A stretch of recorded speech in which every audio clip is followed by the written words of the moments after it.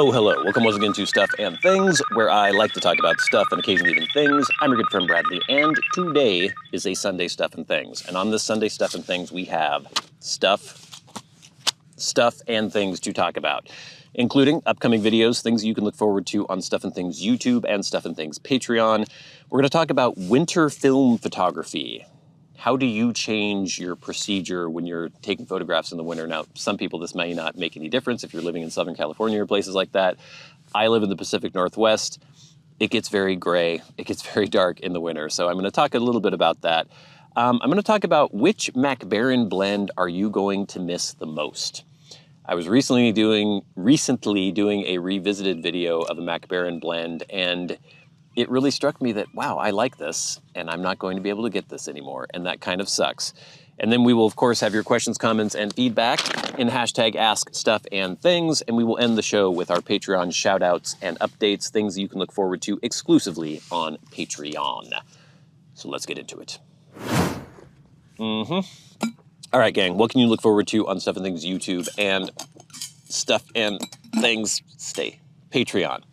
So, this coming week on Patreon exclusively will be the full review of Samuel Gawith Perfection. A very interesting blend, one that I did a first impressions of a couple weeks ago. It is ostensibly a crossover aromatic or English aromatic where it supposedly has a little bit of vanilla flavoring. I could barely detect any vanilla at all, and so I had to review it as kind of sort of like an English blend. It's similar in character to Dunhill Early Morning Pipe or Peterson Early Morning Pipe with some very interesting differences. So check out that review. It'll be posting exclusively on Patreon this Monday. Then next week on YouTube and then early on Patreon, we will have the Homage X Starter Seahawks Heavyweight Satin Starter Jacket, which I am wearing right now. I love this thing. It is reminiscent of the starter jackets that were around when I was a kid in the 80s and 90s, and now you can get it. You can relive your childhood or your fandom from when you were a youngster. As of the recording of this video, some of these are still available. And again, this review I was not paid for. I was not provided this for free or anything. I got this with my own money because I really wanted it. I noticed it last year, but it was already sold out, and so I waited a year until I was able to grab this. So that review will be coming soon. And then the week after that, exclusive to Patreon, will be a revisited episode on Mac Baren HH Bold Kentucky. Very interesting blend, a very bold blend, as the name suggests, and one that I originally reviewed in 2018. And this is one that I've done quite a few revisited episodes, and this one, I think my opinion changed more on this one, maybe, than any other revisited one I have done. So yeah, definitely interesting, definitely worth checking out. Lots more good stuff coming up on both YouTube and Patreon, so stay tuned. Oh, as you can see behind me, my camera was just making noise at me. I think I accidentally hit the self-timer slightly. It is overcast. It is September 27th as I am making this video right now, and the weather is finally starting to change in the Pacific Northwest. We had a beautiful summer, sunny. It's weird, you know, you can talk about using an old film camera like this. This doesn't have a light meter on it. Sometimes I use a handheld meter, but sometimes I'm just using Sunny 16, the Sunny 16 rule. And the funny thing is, in the Pacific Northwest, even in the height of summer, I never had Sunny 16. So for those of you who don't know, Sunny 16 is kind of a rule of thumb where if you have let's say a 400 speed film in your camera, then you would imagine that on a bright, sunny, full sunlight day, your shutter speed should be the reciprocal of your film speed. So if you're 400 film speed, you'd be 1/500. It's as close as you can get to your film speed, and then your aperture should be 16. On a bright sunny day, you should be f16 with 1/500. And if your film speed is 200 speed, you'd be 1/200, etc. So then you would stop down depending on different conditions. So like a kind of hazy day would be f11, a cloudy day would be f8, a fully overcast day would be f6, etc. And you can adjust, you know, based on what you want your shutter speed to be and your aperture and all that stuff. But that's kind of the rule of thumb. In the Pacific Northwest where I live, in the height of summer, even on days where it was in the 80s and it was just full sun, it was always f11. It never was sunny 16. It's sunny 11 in the Pacific Northwest. So then by the time, and I think it's just because we're so far north and the angle of the sun and all that stuff. So then by the time you get to, I don't know, January.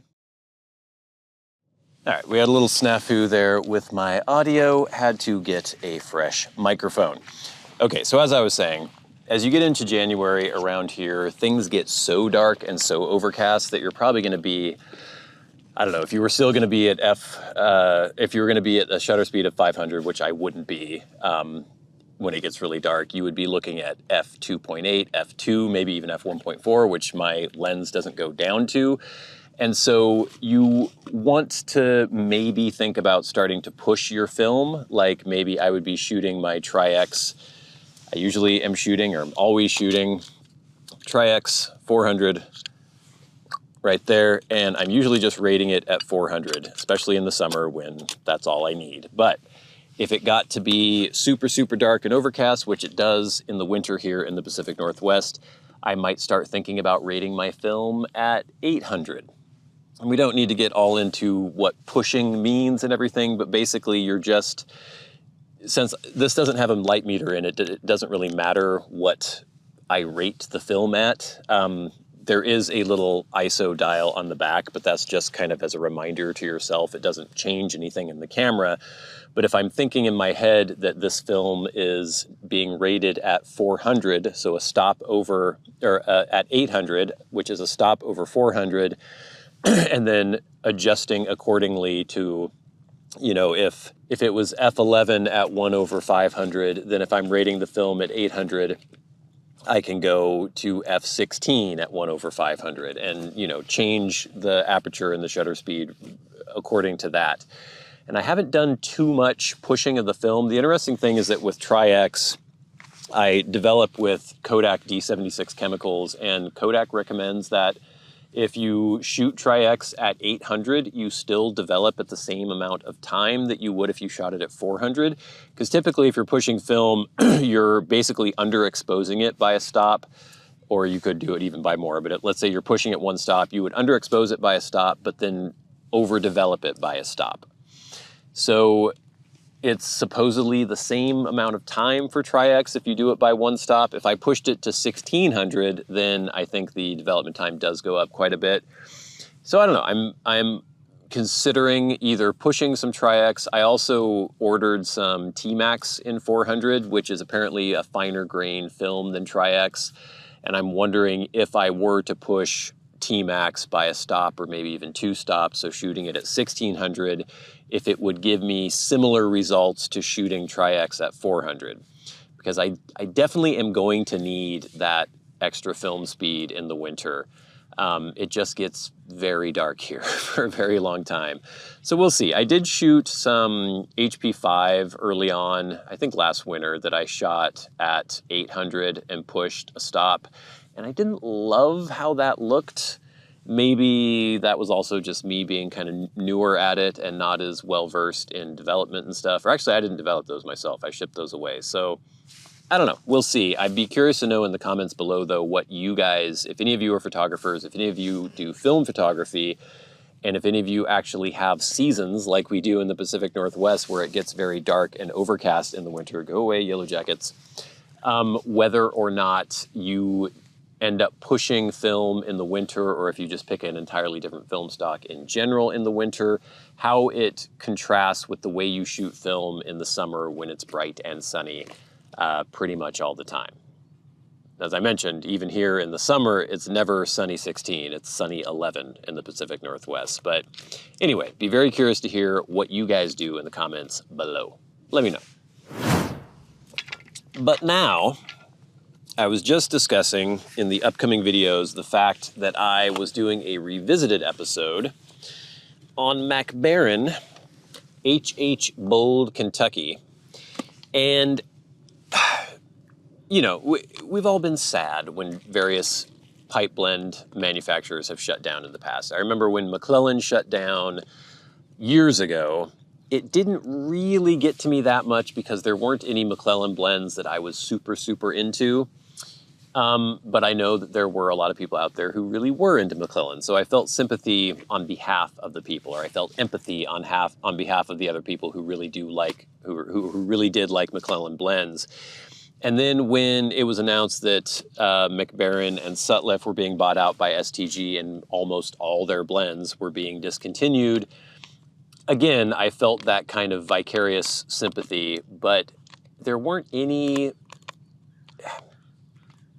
I would say there weren't any Sutliff blends that I was super, super into that I had regularly. And then with the Mac Baren line, it was pretty much only some of the HH blends that I was... I mean, I was sorry to see them all go. I don't want to make anyone mad out there because I know that there are some people who really loved a lot of the Mac Baren and Sutliff blends. But for me, it was only kind of the HH line that I was really into. So when I was doing this revisited episode of HH Bold Kentucky, I was actually kind of struck by how much I enjoyed this because I remember doing the original review and thinking that I preferred Old Dark Fired in the HH line to HH Bold Kentucky. But now doing the revisited episode, I think maybe I would rate Bold Kentucky even higher. And I was struck by the fact that I actually really am enjoying this. And it hit me again that we're just losing so many great blends. And I was just curious, if you had to pick one Mac Baren blend that you are most upset about losing, which one would it be? I'd love to know in the comments. For me, I still don't think it would be Bold Kentucky, even though this has gone up in my estimation quite a bit just by doing that one revisited episode.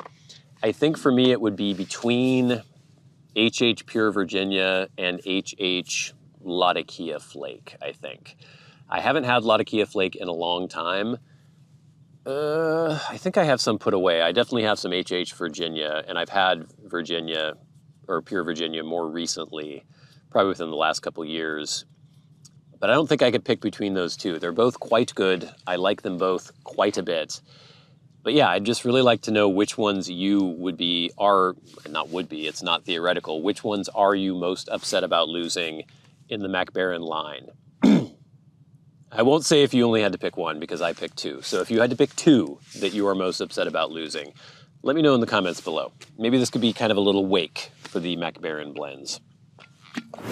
But now, gang, as everything is falling all over, it is time for hashtag #AskStuffandThings. Remember, if you have a question for me and you would like to answer it on the Sunday Stuff and Things, you can tweet at SAT Bradley with the hashtag #AskStuffandThings, but you probably shouldn't because nobody does and I never read Twitter. But if you are a Patreon supporter, you can write to me via Patreon, go right to the front of the line. You can hit that super thanks button under this video and go right to the front of the line, or you can leave questions, comments, and feedback in the comment section of my YouTube videos, just like Chris Caughey did last week. But before we get to that, I'm being harassed by bugs everywhere here. On my way here, walking on the trail to get to here, I just walked through like 6 spider webs, just got completely enveloped in them, all in my mouth and my face and my hair, my hat, and I'm trying to brush them off. And I just want to give a message to the spiders out there. If any of you are watching this, I'm in my late 40s now. For over 4 decades, you have been trying to catch me. You have strung your webs across areas where I will be walking. I have walked through the webs, and you have not yet succeeded in catching me, and you never will. I'm too big. I don't care how many spiders you get, I don't know how many webs you put up in front of me, but there will never be a time when I am hanging suspended and you can all jump on me and start sucking out my liquids. It's just not going to happen. All you're doing is wasting your time and my time. Yes, I'm getting a face full of web. It's irritating, it's annoying, it's inconvenient. But you're never going to actually get a meal out of me, so you may as well stop wasting both of our time. All right? Let's get to these messages. This one is from Chris Caughey. This is from last week's Sunday Stuff and Things. I was talking about labeling yourself as a photographer or other people trying to label you as a photographer. Are you a, quote, street photographer? Are you a documentary photographer? What kind of photographer are you? I don't really love that because for me, I just kind of take pictures of what I like. It could be an inanimate object, it could be a person out on the street, it could be a building, it could be whatever. It could be a spider. Probably not. So Chris Caughey says, what about, quote, real-life photographer or, quote, unscripted photographer, since you're not asking anyone to pose for you, especially the wildlife? Sometimes I do ask the wildlife to pose for me, and sometimes they agree. Yeah, I like those. The problem with all that is just, it's not buzzwordy enough. I think people like having these pithy things of like, oh, I'm a street photographer. I think people like labeling themselves, and I think other people like having labels so they can easily categorize things. So when you're posting something on Instagram, you can put street photography under it, and then people know like, oh, this is the thing I like. So I mean, I understand why people like the labels. I just don't think they're adequate to describe what I think most people are doing. At Blake's Pipe says, an artist is an artist, photographer is a photographer, but we have subdivisions that we are good at. It all started somewhere. Yeah, and I agree. And for some things, it does make sense. If you're a guy or a girl or a woman with an 800 millimeter telephoto lens sitting in a blind in the forest waiting for a moose to walk by for 10 hours, then I could say, yeah, you're a nature photographer or a wildlife photographer. But it doesn't always make sense to have a label for someone. At Ortsilanda says, nice photos. So yeah, if you didn't watch last week's Sunday Stuff and Things, I did a little slideshow where I showed some of the more recent film photographs that I've taken with my Leica M4 recently. Some good stuff. You should check it out. Ortsilanda says, nice photos. In my case, I take pictures of what I find interesting, landscapes when I'm hiking, interesting buildings, abstracts, scenes when I'm in town or traveling. For me, it's more about what catches my eye and the memories of travels and moments. Yeah, and that's great. And I don't do as much of like cataloging my life photography. It's more just, you know, things that I think are interesting, not necessarily biographical or anything like that, but I definitely get your meaning. At Dan the Guitar Man says, very cool pictures. The Leica and that lens really have a great timeless look. Thank you, Dan the Guitar Man. At Placeholder 8671 says, that picture at 19 minutes is just stunning. So if you haven't watched that video, last week's Sunday Stuff and Things, go check it out. Go to 19 minutes in that video. I think it was a landscape I did of a lake and some kind of big cedar trees and stuff.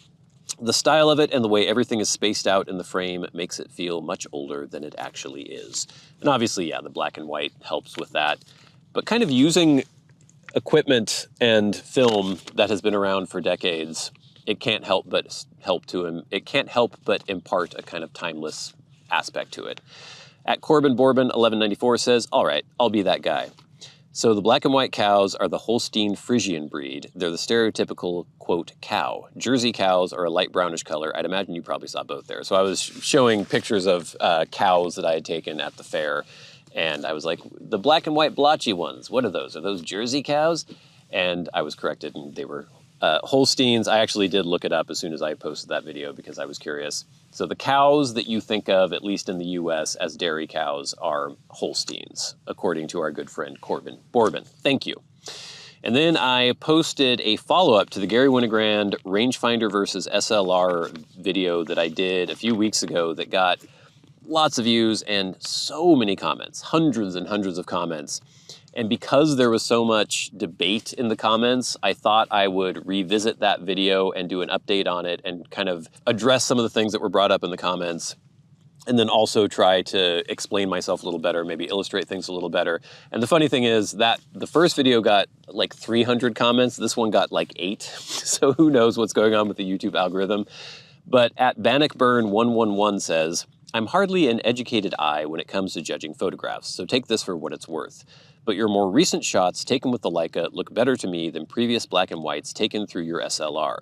It may be that your technique produces images I like better, maybe just your technique is better, maybe it's the camera, I don't know, but I see improvement. If I had to guess, I would say it's the camera and your technique getting better, possibly the camera allowing your technique to improve in a way that the SLR hindered. And yeah, I mean, obviously a camera, we can say this over and over, is just a light tight box that allows reflected light to shine on to the film that you have in here. The difference it makes is in the ergonomics and how maybe it facilitates you being able to take pictures. And I think that for the kind of photography that I am mostly trying to do, the Leica M4, this rangefinder style camera, is perfect for that, and it does help me get different kinds of pictures. I think an SLR is more versatile. I mean, you can do macro, you can do telephoto, you can do all sorts of things with an SLR that you can't really do with a rangefinder. So it's more of a jack of all trades maybe. But as far as being specifically focused on one kind of photography, or I wouldn't even say one kind. It's not super specialized, but just for documentary style, walking around, taking pictures of mostly people and other things, I think this camera has helped me improve. It's just made it easier for me to get the kinds of pictures that I'm trying to get. I can't think of a better camera for that. Within, you know, film photography, I'm doing black and white. This doesn't have a light meter or anything. There's no autofocus, nothing like that. So within that realm, I think this camera is perfect for what I'm trying to do. And then we have at Michael Case 8574, who says, you can't argue with success. Each has its own advantages and disadvantages.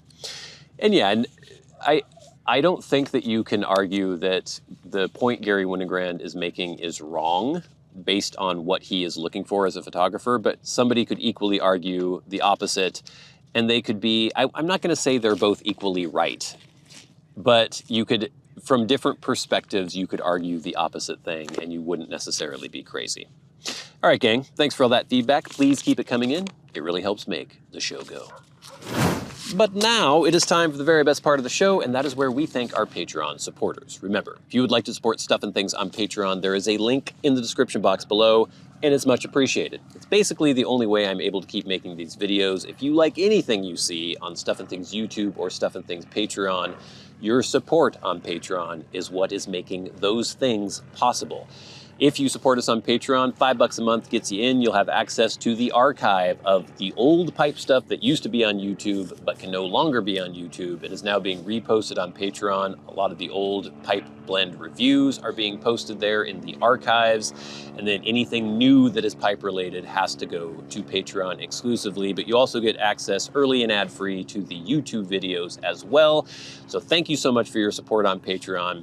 Every week, we like to shout out those who support Stuff and Things at $25 or more a month. The producers, people like Jason Buckner, Arcturus, Ashes of the Phoenix, The Friendly Piper, The GreatGrol, Glenn, Just Glenn, David Severin, Nicholas James, Kyle Whitmore, Mr. Gibson, and Chris Caughey. And of course, the Maniacs, the crazy people who support Stuff and Things at $100. People like Stolid and Dependable, Bob Magee. And we'll never forget our dearly departed friend and Hall of Fame member, Peter Straub. If you are a supporter on Patreon for Stuff and Things, what can you look forward to exclusively this week? Well, we will have the Samuel Gawith Perfection full review posting on Monday. Very interesting blend, definitely worth checking out. And then on Thursday, from the archive, a very interesting blend. It is Tabac Manil Labramouze. I can't remember how to actually pronounce that. It's been a long time. That review initially posted on October 7th of 2015, so almost exactly 10 years ago. And it's a weird one. It's kind of cigarish. It is a burley-based blend, very shaggy cut. Really weird. Definitely check it out. It's a really unique blend and one that definitely left an impression on me way back when. But there is so much more to look forward to on Stuff and Things YouTube and Stuff and Things Patreon. Please stay tuned for it all. But until next time, until we meet again, I've been your good friend Bradley. You've been the audience. This has been Stuff and Things on a Sunday Stuff and Things. I'll see you later. Go Hawks. They're for real this time. And spiders, quit trying to capture me because it's not going to work.